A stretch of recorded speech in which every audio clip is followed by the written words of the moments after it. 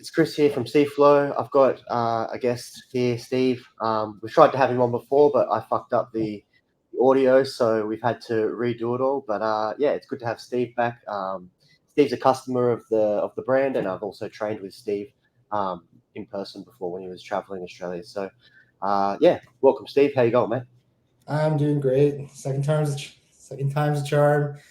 Yes. Hopefully we can. The first one was actually went really well, and I I was was really happy with it. yeah, man. I got off and I checked the recording, and it was just me fucking talking, and I was like, this is not what we want. We need Steve. We need his voice coming out of his mouth as well. So yeah, glad we could tee it up again, and yeah, I'm glad that you're doing well. So pretty much we'll just do an introduction. Let everyone know where you live, how long you've been training for, where you train, where you started training. Yeah, just pretty much the intro into your training journey. Yeah, so I've been training about 10 years. Yeah. Started in Mississauga, Ontario. Through all my journeys, traveled around, lived in Australia for a bit, like you mentioned, training at ISO. And now I've got a job as a firefighter in Kamloops, British Columbia. So that's where I'm training now at a gym called Valley Jiu Jitsu. Yeah. And yeah, it's kind of Yeah. how I've landed here and how I landed at the gym I'm currently at. Yeah, so it sounds like you've done a bit of traveling or at least moving around with your training. Whereabouts did you start? I remember you mentioned last time that you had a coach that was a pretty big figure in your training, and that was the guy that you started out with. So Yeah, yeah, feel so free to expand on him and started that. out with his name is Sam Zakula. He's currently coaching now at Extreme Couture Toronto. So that's the gym when I manage to get myself back home to visit family and friends, then I always make sure I stop in and get some training in while I'm out there. Yeah. Yeah, so I started at a gym called Battle Arts Academy in Mississauga, and that's where I kind of stepped onto the mats for the first time. I didn't Yeah. necessarily like jiu-jitsu. I wrestled before, and like I had done 13 years of gymnastics, but Yeah. just kind of walked into the gym, just saw like an ad, and walked in, and guy at the front desk is like, "Oh, well, the jiu-jitsu class is going. Like, you want to give that a try?" I was like, "Yeah, why not?" Why not? Yeah. Mindset Yeah. that was never a thing. Yeah. So that's when I first met Sam, and that first training just fell in love with it. And that first one was it was all nogi, and Yeah. I think that might be why I'm very much like partial to only doing nogi, especially these days. Yeah. But so that's definitely more my thing. But just kind of followed Sam around, and he just the various gyms he's gone to until I end up moving away, and yeah, just visit every time I get a chance. Yeah. Awesome.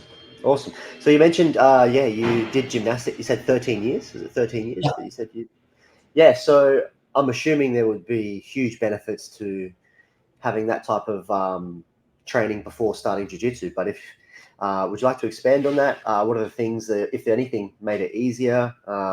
I remember grappling with you, and you were extremely fucking strong. That might be because of gymnastics, or it might be because of S&C work. I'm not quite sure, but I've grappled with a couple of dudes who have done gymnastics and girls, and they're usually extremely strong, and not just strong in very basic movements, in very weird angles, stuff like that. Especially like when they play guard and stuff like that. They seem to really come alive there. So, did your gymnastics journey help you coming into jiu-jitsu, or did it at least make it easier for you in terms of moving around, skill acquisition and stuff like that? yeah, I think absolutely, and like just kind of like how you explain that kind of strength is, Yeah. I think, what definitely translated, and it's just it's like the combination of being able to do like a static hold into an explosive movement, Yeah. That's a really and good point. just being able to train that, and or having to train that because like a routine, especially in men's and women's gymnastics, they're really two different sports, Yep. um, but equally doing kind of the same kind of things. But Yeah. especially men's gymnastics, like you see them like on say like a set of parallel bars. Sorry, I got a dog here. Bring me a toy. but No problem. yeah, but yeah, say like on a set of parallel bars, you see someone doing like an L sit, like but then they have to explode and transition into the next skill. I Yeah. think those sorts of movements really helped coming to jiu-jitsu, where I'm going from like I might be trying to hold the position, but then I need to explode into whatever's Yeah. coming next. Yeah. So yeah, that kind of strength base definitely was helpful, but more so, I think the body awareness or like spatial Yes. awareness. Yeah. Being able to know like if you move me this way, where's my body actually going to go? How can I be a step ahead of that and land where I Yeah. want, so that I can continue progressing like offensively or defensively effectively. Yeah. Yeah. Yeah. No, really good. So yeah, you also mentioned that you're a fiery, or you that's probably an Australian term. People don't know what I'm saying here. I You mean, work I in the so how is managing jiu-jitsu with a job like that challenging, or is the type of structure that the way that it's rostered? Because I know over here, there's a guy who's a firefighter at our gym, and he said it's actually the perfect job for training because of how it's kind of rostered. I figured things would be different from Australia to Canada, but do you find that it leans well towards your training, or is it a little challenging at times, or somewhere in between? It is the best job in the world for training. I'm not sure what shift pattern like he's running over there, but um, especially over here, like I'm not on it, but there are a lot of departments that are on the 24-hour shift. So the work Yeah, 24 hours, maybe have 2 days off, work 24 hours, 4 days off. Like yeah, that's a lot of time open for training. Like me yeah, myself, until like eventually, I personally hope our department eventually switches to that 24-hour. But right yeah. now I'm on 10-hour day, 10-hour day, 14-hour night, 14-hour night, and then 4 off. So Okay, like with gym, lucky enough to have noon classes, evening classes, like so, and even 6 a.m. So if I wanted to, yeah, but just being able to like if I'm working my day shifts, then I have a night yeah. class. If I'm working nights, then I go to noon, and then on my Beautiful. days off, just dealer's choice, whatever I Whatever you want. want. Yeah, I'm yeah. available. Beautiful. So, That's so awesome. yeah, That's awesome. it's a Yeah, perfect schedule to be able to train with. yeah. Because lots of people, especially with now, people having to work probably more than they've had to in a long time to pay bills and stuff like that. That finding that balance between career and being able to train is super challenging for people. So to hear that you can have a really good job like the one that you've got, and still be able to do lots of cool things and have flexibilities, it's awesome. It's really good. It's really Yeah, good. like I remember coaching gymnastics, and it was a big reason why like being able to follow Sam to a certain gym, that schedule didn't match my coaching schedule. So like I Yeah. can only Okay. imagine like when you take into account now like people maybe with like a standard kind of 9 to 5 type job, or and then you've got Yep. a family on top of it, becomes a lot more difficult. So Way harder. Yeah. definitely consider myself like pretty lucky to be in the position I am like for my training. Yeah. Awesome. So I always like to ask people this question. What is your favorite technique in jiu-jitsu? So this will segue more into a bit more of the jiu-jitsu chat, but favorite technique is in doesn't have to be the most effective one or the one that you use the most. But yeah, just in general, what is your favorite technique? I'm assuming it's changed over time, like everyone kind of does, or maybe you've been able to stick with the same affinity. But yeah, what would you say your favorite technique in jiu-jitsu is? Currently, probably guillotine, arm and guillotine specifically. Yeah, yeah, Um, and just kind of that whole family of like stuff from front headlock yeah, yeah. versus No, we uploaded a couple of you like guillotining a couple of dudes to death.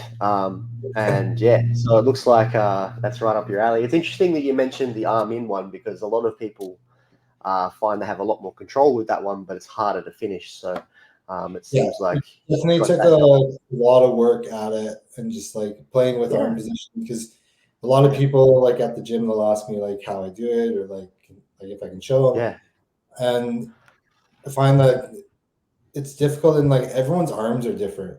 So like 100%. my markers are going to be different than yours. Yeah, So it's more about it's the time to just figure out exactly where your arm needs to be for you to finish, yeah, because all our yeah. bodies are different. We all have different Everybody's like different, exactly. the benefits. mobility in someone's shoulders and stuff like that. Yeah. I find dudes with huge shoulders, they tap pretty quickly to head and arm chokes because their own body fills the space more It's than I perfect. need to. So yeah, it's perfect. But then smaller guys where it's like you cannot fill that fucking space if you wanted to. So yeah, I just thought it was interesting that you preferred the arm in one because, like I said, a lot of people find it the hard. idea, like I guess, more of self-defense standpoint, just being able to trap that extra arm that like might be able to like gouge at your face. Grab So onto shit. that as well. Yep, gives you sweeping options as well. No, really, Yeah. really good technique. Was it always the guillotine, or was there something that when you first started you were drawn to? It was. I think my first ones were like it was more from the straitjacket stuff. So or gift wrap, whatever. Yeah, gift wrap. So like place, side mount type of thing. Yeah. But yeah, from like I basically set it up from mount, go for like an Americana. Sorry. No problem. No problem. Do what you need to do. We love dogs. That's fine. Just gonna tear up all my cords, like knock everything over. No problem. But, yeah. So I was saying, so from mount, I basically set it up with Americana, and the typical reaction a lot of people have is like the reach over. Yeah, put their hands together to save themselves. That's where I trap it. And then so from there, like just take the back, Will oyster, triangle, normal triangle, armbar, or just sit there and wait. And so like that whole heaps of options. That whole series of stuff, that was my favorite for the longest time, and that was like definitely my end game. No, very sound for sure. So we've mentioned like what your favorite technique is. What do you think your favorite thing about jiu-jitsu is? And that's a pretty big question. There's a bunch of things that people enjoy about jiu-jitsu, but what do you think your favorite aspect of it is? Not necessarily the most valuable, but the part that you draw the most enjoyment from, I would say, in your journey.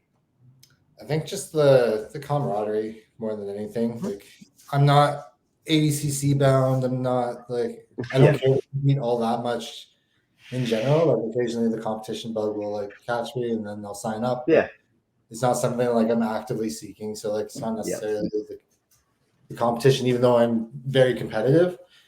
So it's definitely just more like those relationships you build in the gym with the people that keep showing up just like you and that you come with for a lifetime, really. Like it's a unique like relationship you'll have with people in the gym. Like you'll, depending on how much you're training, you might spend more time with them than your family.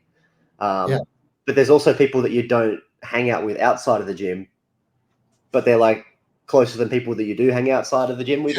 It's a real like bizarre. It's hard to kind of explain, but like I said, especially if you're in the gym 3 and up days, you probably see these people more than you see your friends and most of your family, and you see them on their good days and their bad days, and you see them injured and healthy, and you really get to know someone by training with them like that for an extended period of time. So I completely understand the camaraderie aspect. That's a big one.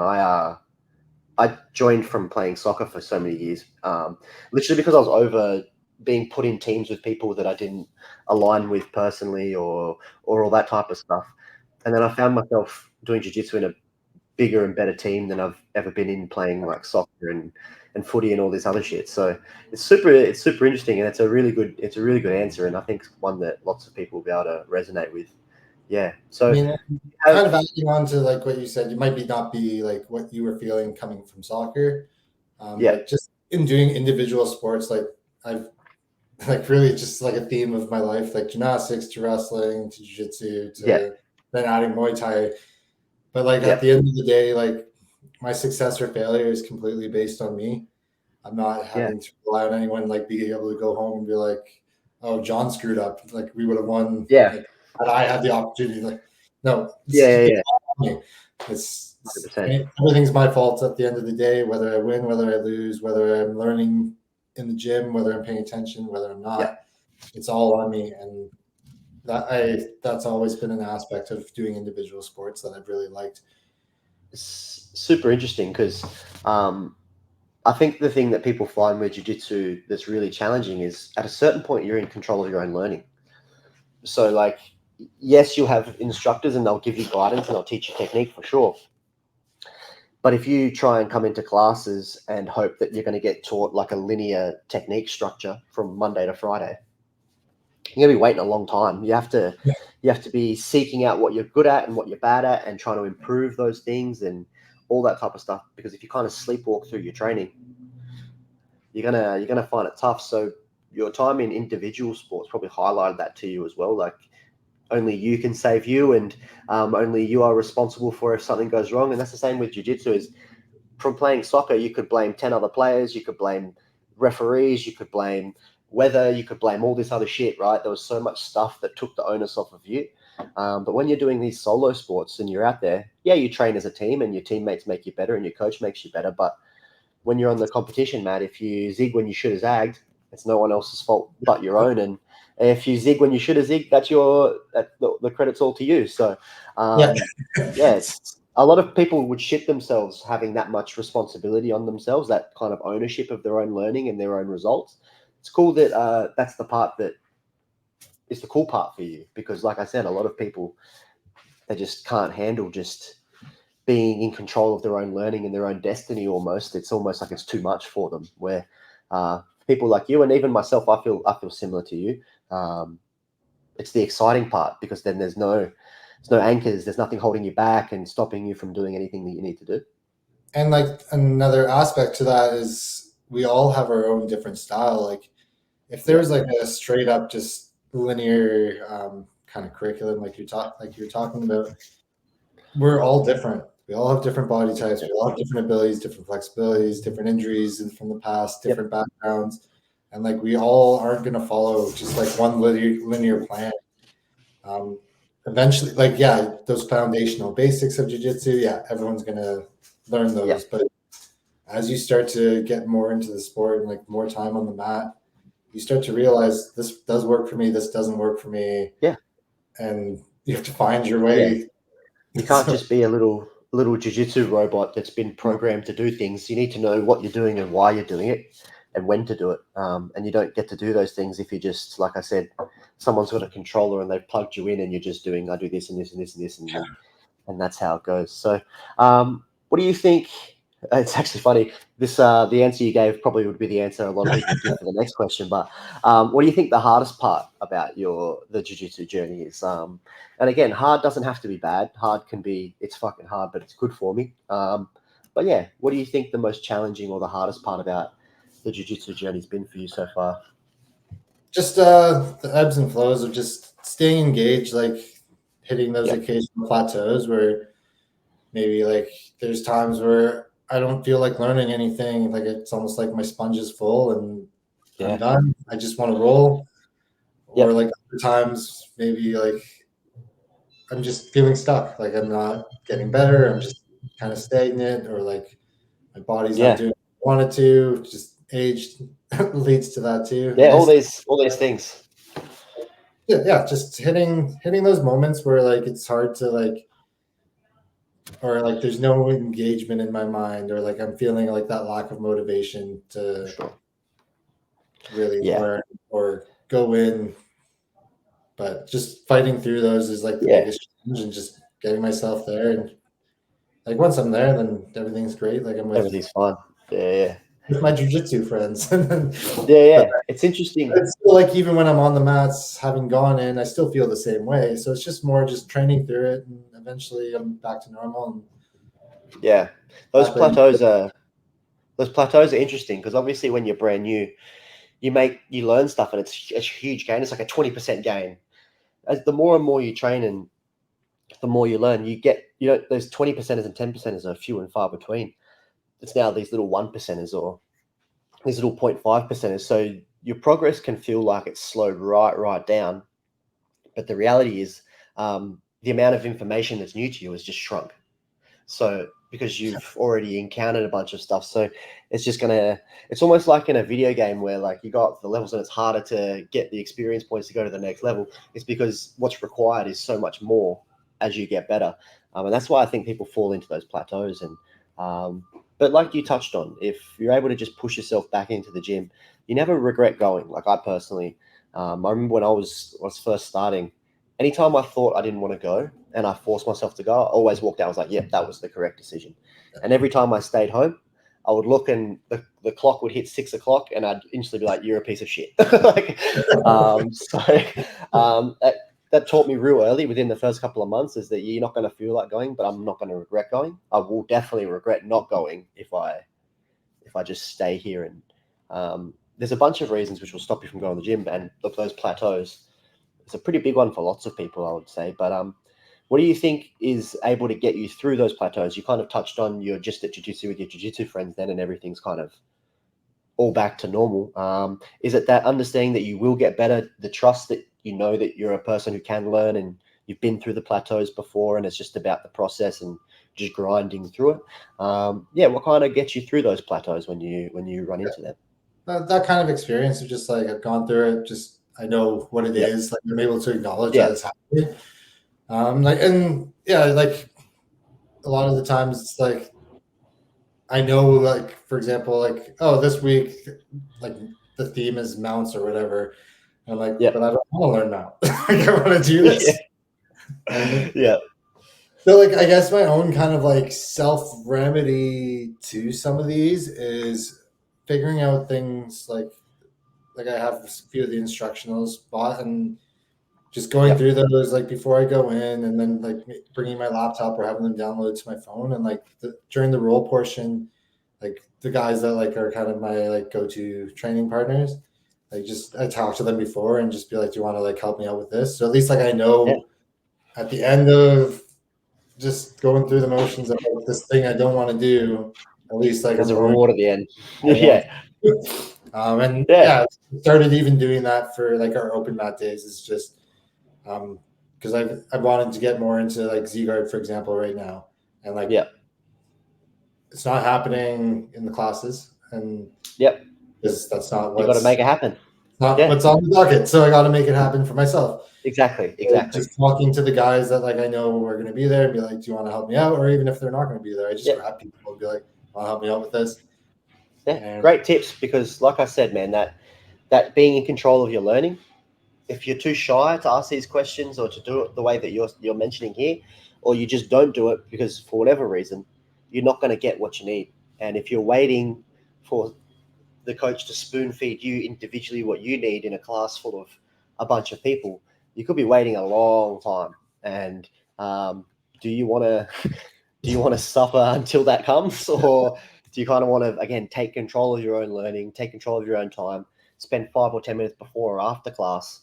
If you know that you're not going to have time to do it during the class, stay back 10 minutes, go in 10 minutes early, bang out the amount of reps you can get in 10 minutes if you're drilling properly.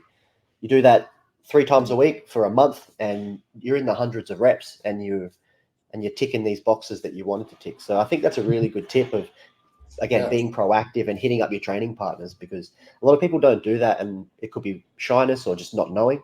But yeah, again, thanks for that tip. That's a good one for everyone listening, because again, if you're waiting for this linear structure, it's going to be few and far between. yeah. And with all the technology we have, like at our like So much. compared to like our coaches growing up who had to do VHS tape trading, like it's a Bro, I can't. completely world.